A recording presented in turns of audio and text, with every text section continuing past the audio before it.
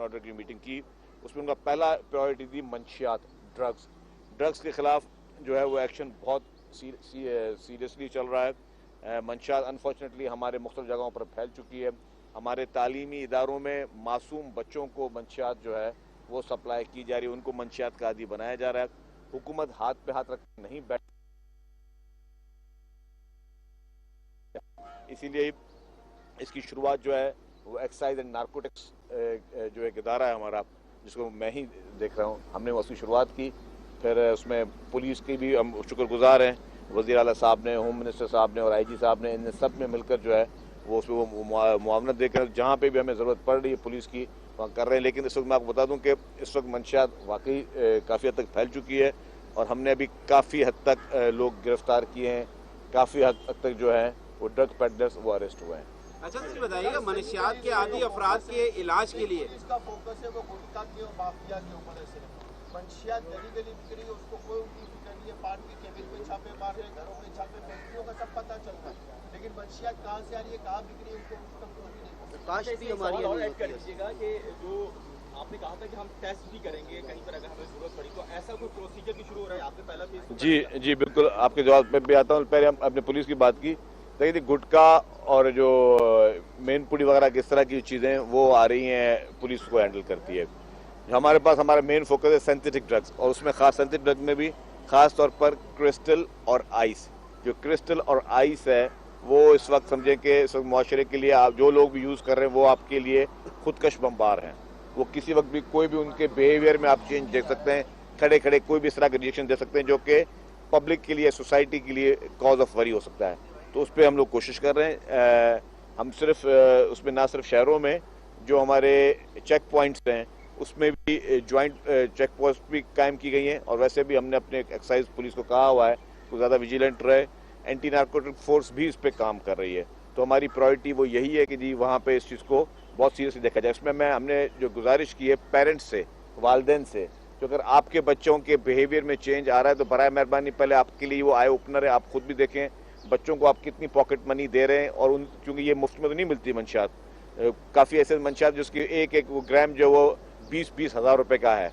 तो इस तरह की मंशियात भी ज़ाहिर है अगर पेरेंट्स अपने बच्चों को, मासूम बच्चों को पैसे दे रहे हैं, वो खरीद रहे हैं ना, तो उस सारी चीज़ों पे उनका पेरेंट्स की जिम्मेदारी है कि वो भी उस पर खुसूसी तौर पर ख्याल रखें। जहाँ तक आपका सवाल था, उसके लिए हम लोग अभी एक हमने रूल्स बना लिए हैं, कैबिनेट में लेके जाएंगे। उस वक्त नेक्स्ट कैबिनेट में वो आ जाए, हम स्कूल्स में रैंडम टेस्ट करने जा रहे हैं। रैंडम टेस्ट का मकसद है कि किसी भी बच्चे का टेस्ट किया जाएगा, अगर वो मंशियात में वो पॉजिटिव है तो स्कूल में मतलब हम उसका कोई ढंडोरा नहीं पीटेंगे या कि उस बच्चे के लिए एम्बैरसमेंट हो या उसके स्कूल में उसके लिए प्रॉब्लम हो।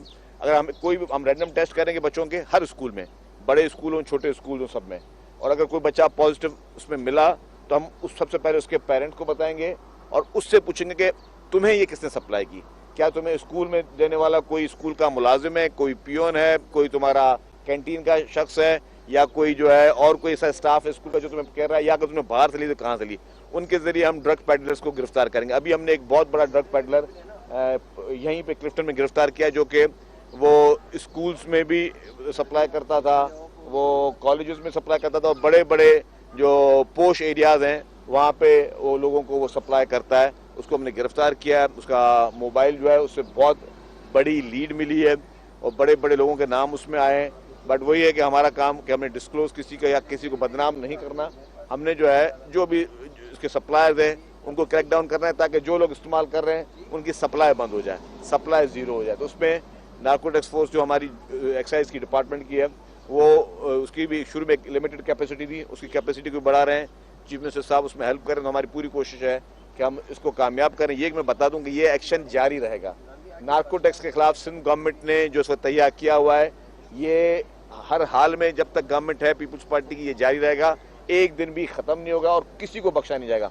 मीडिया से मेरी गुजारिश ये होगी, आप सब लोग जो हैं वो जर्नलिस्ट हैं, आप इसी मुआशरे में उठते बैठते हैं, आपके पास लीड ज़्यादा होती हैं, तो आप भी हमें हेल्प करें, नेक नीति के साथ सब हेल्प करें, क्योंकि ये वो जहाद है मंशियात का जो अकेले शख्स के खिलाफ को कामयाब नहीं कर सकता। इसमें सबको मिलकर करने की कोशिश करनी अच्छा चाहिए। शर्जील भाई, ये बताइएगा, मनशियात के आदी अफराद को गिरफ्तार तो किया जाता है, लेकिन उन्हें कहाँ पहुँचाया जाए ये एक बहुत बड़ा सवाल है, क्योंकि पुलिस का कहना है कि अस्पताल जो हैं इन मरीजों के वो बहुत कम है शहर में, जिसकी वजह से एडी सेंटर में भेजा जाता है और वहाँ से वो फरार हो जाते हैं। तो ये बताइएगा, अस्पताल बनाने का भी मनशियात के आदी अफराद के जो आदी हैं उनके कोई अस्पताल भी बनाए जाए? देखिए, आपने बिल्कुल अच्छी बात की।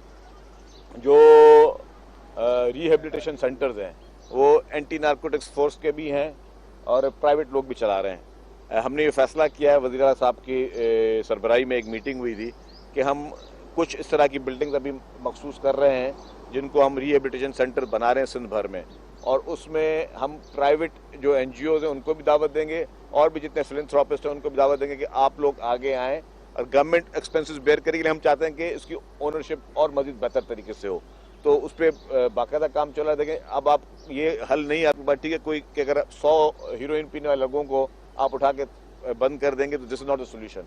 आपने उनको पहले रिहेबिलिटेशन उनकी करनी है, उनको ठीक करना है, उनको वापस माशरे में जैसा नॉर्मल लोग ज़िंदगी गुजारते हैं उस लाइफ को लेके आना है, ताकि वो अपने लिए, अपनी फैमिलीज़ के लिए काम कर सकें। अनफॉर्चुनेटली ये जो पूरी जो माफिया है, ड्रग माफिया, वो लोग ये चीज़ नहीं सोचते कि किसी के मासूम बच्चे मर रहे हैं, माशरे पे क्या असर हो रहा है, वो अपने उस काम पे लगे हुए। तो इंशाल्लाह ताला कोशिश है, कमिटमेंट है और नज़र आ भी रही है लोगों को चेंज, और इससे मज़ीद नज़र भी आएगी। थैंक यू, शुक्रिया।